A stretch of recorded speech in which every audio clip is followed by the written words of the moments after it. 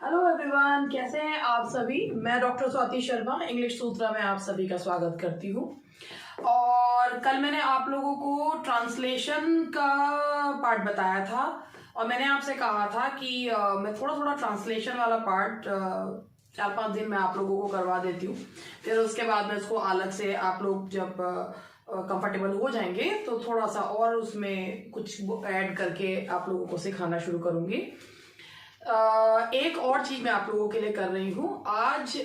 जितने भी इम्पोर्टेंट जो मुहावरे हैं जो इंग्लिश से हिंदी में ट्रांसलेशन के हैं वो मैं कल या आज जो है वो टेलीग्राम पे डलवा दूंगी। जो मेरा टेलीग्राम का चैनल है आप लोग उसको डाउनलोड कर सकते हैं और फिर मैं धीरे धीरे उनमें से आप लोगों को समझाना यहाँ पर शुरू करूंगी कि उनकी ट्रांसलेशन कैसे है। मोस्ट प्रोबेबली ये वाले जो मुहावरे हैं उनसे वो आपके लिए हेल्पफुल रहेंगे। अगर वो हम यहाँ पर कर लेते हैं तो हो सकता है उन्हीं में से ही अगर ट्रांसलेशन आती है तो क्वेश्चंस जो है उसमें से आ जाएं। तो मैं आप लोगों के लिए उसको टेलीग्राम पे डलवा दूंगी। और अब स्टार्ट करते हैं। आज ट्रांसलेशन पार्ट 2 है जो मैं आज आपको सिखाऊंगी। मैंने ये किताब जो है ले रखी है और मैं इसमें आपको सिखाऊंगी विपरीतता सूचक वाक्य, यानी कि सेंटेंसेस शोइंग कंट्रास्ट। जो सेंटेंसेस कंट्रास्ट शो करें उन्हें इंग्लिश से हिंदी में ट्रांसलेट कैसे करते हैं। जैसे कि पहला हमारा विपरीतता सूचक है, यद्यपि वह बच्चा है तथापि वह बुद्धिमान है। यद्यपि वह बच्चा है तथापि वह बुद्धिमान है। अगर इसमें कंट्रास्ट ऐसे है कि हालांकि यद्यपि के लिए हालांकि बोलते हैं, हालांकि वह बच्चा है फिर भी, तथापि के लिए जो सिंपल हिंदी है वो है फिर भी वह बुद्धिमान है। तो अगर इस तरीके के सेंटेंस हैं तो हम उन्हें 2-3 तरीके से बना सकते हैं। अब कैसे बनाते हैं मैं आपको अलग अलग तरीके से जो है उसे बनाना आपको सिखा रही हूँ। देखिए, पहला तरीका जो कोई भी ऑप्शन में आ सकता है, अब नया है तो आप ढूंढते फिर जाएंगे, ठीक है। यद्यपि तथापि का सबसे सिंपल तरीका है दो या ऑल दो यहां पर लगाइए, यद्यपि के लिए 2 लगाइए। वह बच्चा है, सब्जेक्ट, फिर ये 2 और 3। दो ही इज अ चाइल्ड, यहां पे आए 1 2 3। तथापि के लिए या तो कॉमा लगा लीजिए या येट लगाइए। वह बुद्धिमान है, ही is intelligent. Though he is a child yet he is intelligent और कॉमा ही इज इंटेलिजेंट। ठीक है, अब हम आगे बढ़ाते हैं। अब दूसरी तरीके से करते हैं। कैसे बनाएंगे, अब यहां पर दूसरे तरीके का आपको बताती हूं। ये ऐसे बनाते हैं,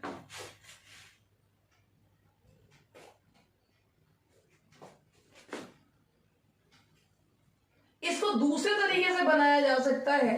subject may be plus adjective या नाउन,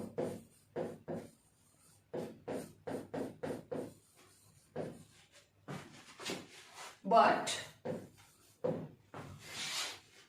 सब्जेक्ट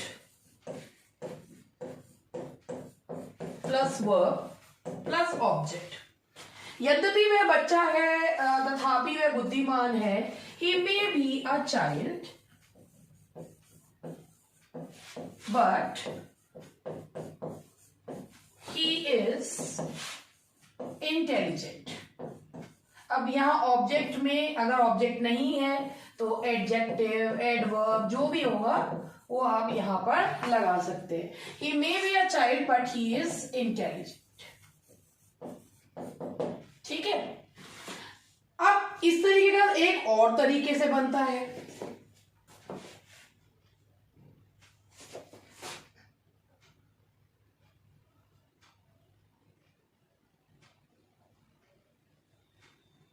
अब इसको मैं अब आपको एक और बनाती हूं, देखिए जैसे एक सेंटेंस है, यद्यपि वह धनी है तथापि वह दुखी है। अब आप यहां पर इसको बना सकते हैं, although he is rich yet he is sad, या he may be rich but he is sad. तीसरा तरीका मैं आपको इसमें बताती हूं। इसमें क्या करते हैं, सबसे पहले यहां एडजेक्टिव लेते हैं, यहां पर लिया जाता है एडजेक्टिव या एडवर्ब लेते हैं। जो भी एडजेक्टिव या एडवर्ब है वो यहां पर लेंगे, फिर यहां पर एज लगा देंगे, यहां सब्जेक्ट लेंगे, इन्वर्जन की तरह लगते हैं, एज देंगे, फिर यहां पर वर्ब लगाएंगे, उल्टा सा हो जाता है। और यहां पर कॉमा लगाएंगे और ये जैसा है वैसे का वैसे ही कर देंगे, सब्जेक्ट वर्ब ऑब्जेक्ट। ठीक है, तो अब इसे कैसे बनाएंगे, यद्यपि वह धनी है तथापि वह दुखी है, तीन तरीके से बना सकते हैं। तो पहला है although he is rich yet he is unhappy, he may be rich yet but he is unhappy. अब तीसरा है रिच, क्योंकि एडजेक्टिव ये है, रिच एज।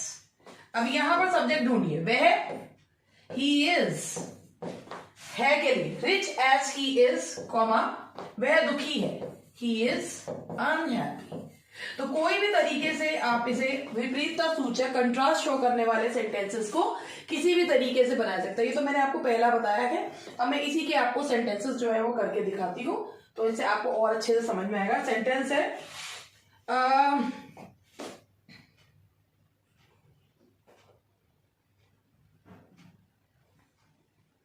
यद्यपि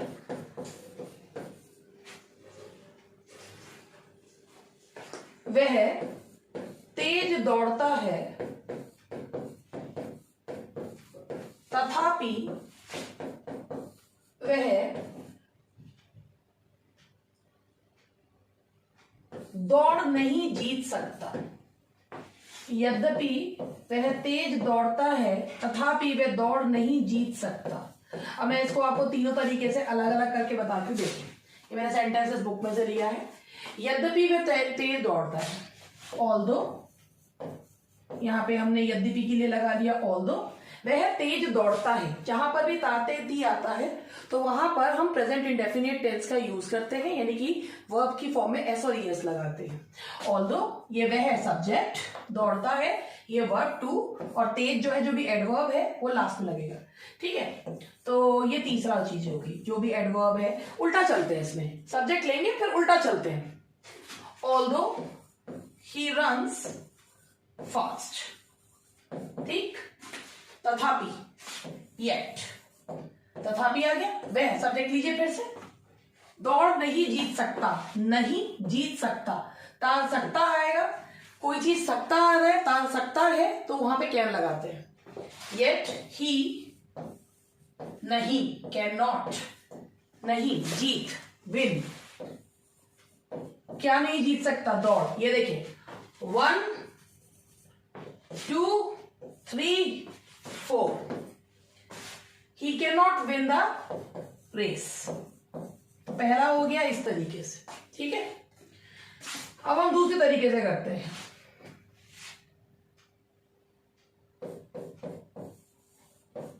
अब हमारा दूसरा है वही चीज, लेकिन मान लीजिए अगर ट्रांसलेशन में इस तरीके से हमें ये चीज मिलती है तो हम इसे कैसे करेंगे। इसमें क्या करना है, हमारा ये जो उठाएंगे इसको यहां ले जाएंगे, fast as he runs, comma he can't win the race. तीसरा, he may run fast but he can't win the race। अब तीनों में से कोई भी तरीके से सेंटेंस को बना सकते हैं।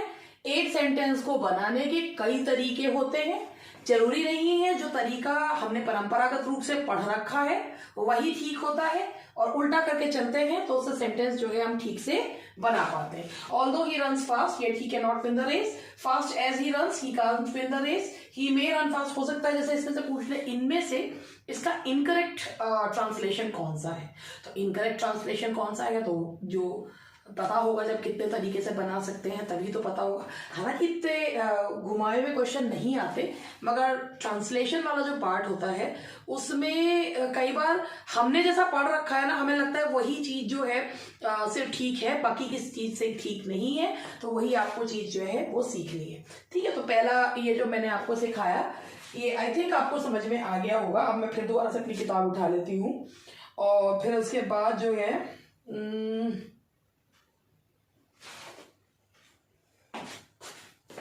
अब हमारा एक पार्ट हो गया है, आप इसे देख लीजिएगा। अब मैं आपको विपरीतता सूचक का दूसरा पार्ट समझाती हूँ। ये देखिए दूसरा है विपरीतता सूचक ही सिखा रही हूं। तुम मुझे भले ही भूल जाओ, तुम मुझे भले ही भूल जाओ,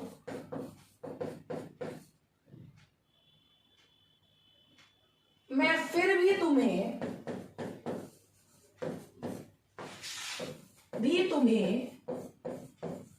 याद रखूंगा, मैं फिर भी तुम्हें याद रखूंगा। आप यहां देख रहे हैं तुम मुझे भले ही भूल जाओ, ये कह रहा है कि भाई तुम भूल जाओ मैं फिर भी तुम्हें याद रखूंगा। तो ये चीज क्या है, ये आपका बता रहा है कि ये कंट्रास्ट बता रहा है, यानी कि विरोधाभासी है। अब इसको कैसे बनाते हैं आप इसमें देखिए, भले ही के लिए यहां पर ये जो ये आपको ना इसमें कंट्रास्ट वाले में कौन मिल सकते हैं, भले ही, क्यों ना,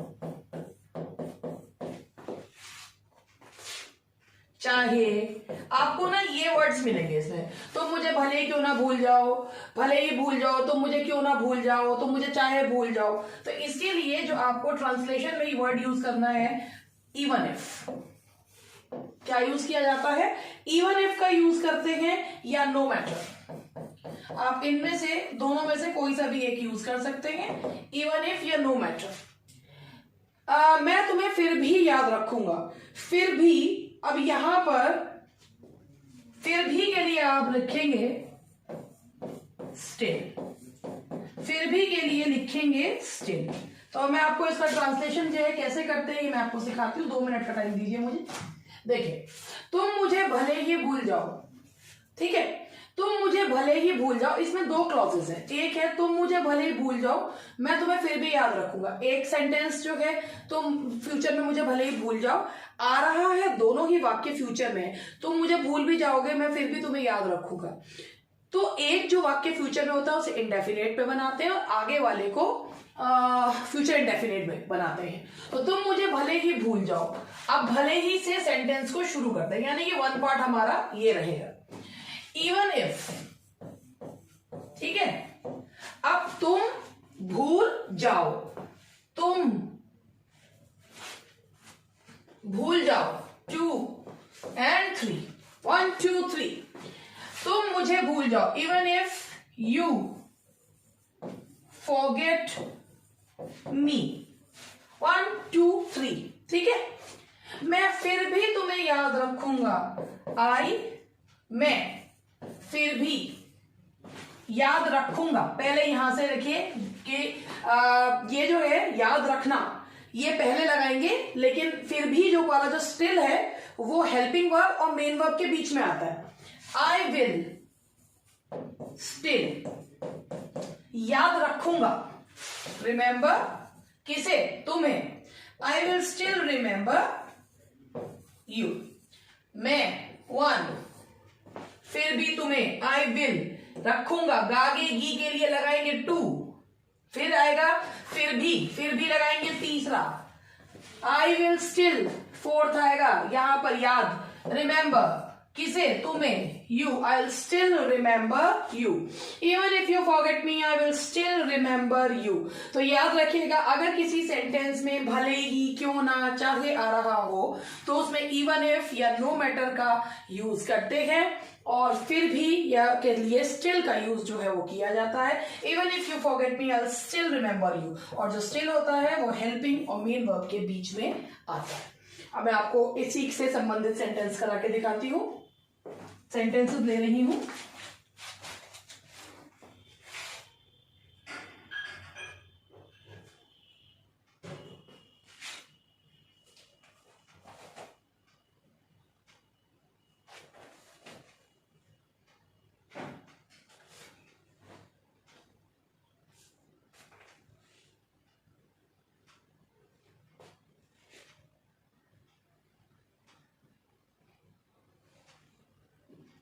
अब इसमें है सेंटेंस है,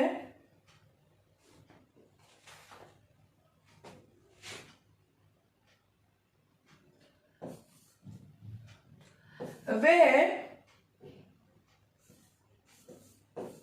मेरी चाहे मदद ना करे.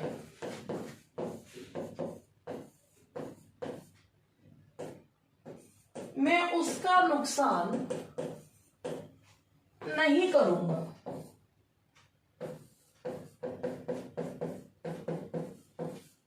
अब यहां पर फिर भी नहीं आया. वह मेरी चाहे मदद ना करे, मैं उसका नुकसान नहीं करूंगा. तो वही मेरी मदद चाहे के लिए मैंने आपको बताया था, ये फ्यूचर के लिए ही है. इवन इफ ही मेरी मदद नहीं करे, प्रेजेंट इंडेफिनिट यूज करना है. Even if he doesn't help me, I will not, मैं उसे नुकसान नहीं करूंगा, नुकसान नहीं पहुंचाऊंगा. नुकसान नहीं है, नुकसान नहीं पहुंचाऊंगा होगा. मैं उसे नुकसान नहीं पहुंचाऊंगा. I will not harm him. Even if he doesn't help me, I will not harm him. तो अब आप यहां पर ये देखिए कि अगर सेंटेंस है, चाहे मैं टूटकर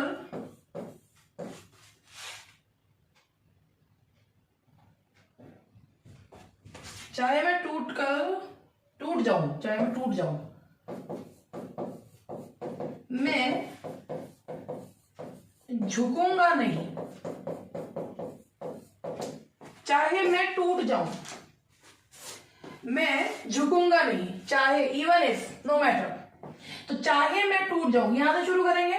मैं चाहे टूट जाऊं या चाहे मैं टूट जाऊं. इवन इफ यहां से शुरू करेंगे, मैं टूट जाऊं. ये पूरा का पूरा वर्ब है और कुछ नहीं है. तो चाहे के लिए लगाइए इवन इफ या no matter. Even if I break, ठीक है, प्रेजेंट इंडेफिनिट है. मैं झुकूंगा नहीं, आई विल नॉट बेंड.